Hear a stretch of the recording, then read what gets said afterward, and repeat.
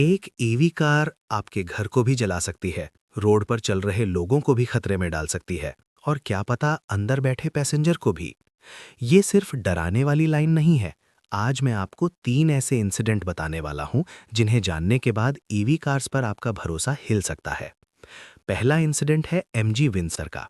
Owner ने बिल्कुल normal तरीके से अपनी कार को घर की पार्किंग में चार्ज पर लगाया और सोने चले गए। सब कुछ सुरक्षित लग रहा था, लेकिन रात में अचानक कार में आग लग गई।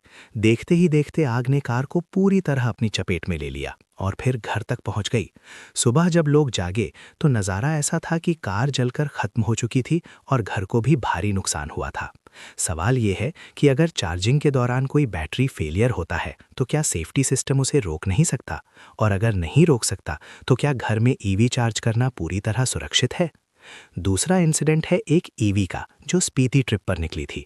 मालिक साहब पूरे उत्साह में पहाड़ों की ओर रवाना हुए, लेकिन असली टेस्ट वहीं से शुरू हुआ।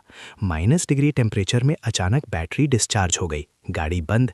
दोबारा स्टार्ट करने की कोशिश की गई, लेकिन कोई रिस्पॉन्स नहीं। वजह साफ है, बेहद ठंडे तापमान में ईवी बैटरियां सही से चार्ज नहीं होती और उनकी परफॉर्मेंस तेजी से गिरती है। अब सोचिए, अगर आप किसी सुनसान पहाड़ी रास्ते पर हों और आपकी गाड़ी अचानक जवाब दे दे तो? आखिर में गाड़ी टो होकर गई और मालिक को दूसरा इंतजाम करके वापस आना पड़ा। तो क्या ईवी हर मौसम के लिए तैयार है? तीसरा इंसिडेंट है महिंद्रा BE6 का। ये कार सड़क पर चल रही थी, बिल्कुल सामान्य तरीके से। अचानक धुआं निकलना शुरू हुआ और कुछ ही मिनटों में आग की लपटें उठने लगीं। आसपास के लोग घबरा गए, ट्रैफिक रुक गया। जब तक आग पर काबू पाने की कोशिश होती, पूरी गाड़ी राख बन चुकी थी। अगर ये किसी भीड़-भाड़ वाले इलाके में होता तो क्या नतीजा और भी खतरनाक नहीं होता? और सबसे ज़्यादा चौंकाने वाली बात यह है कि इन तीनों इंसिडेंट्स पर कंपनियों की तरफ से कोई साफ और स्पष्ट पब्लिक रिस्पॉन्स सामने नहीं आया।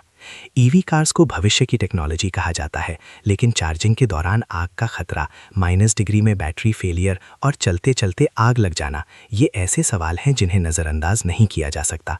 टेक्नोलॉजी जितनी एडवांस होती है, उतना ही ज़रूरी है उसके रिस्क को समझना, क्योंकि यहाँ बात सिर्फ एक गाड़ी की नहीं, आपके घर, आपकी फैमिली और आपकी सेफ्टी की है।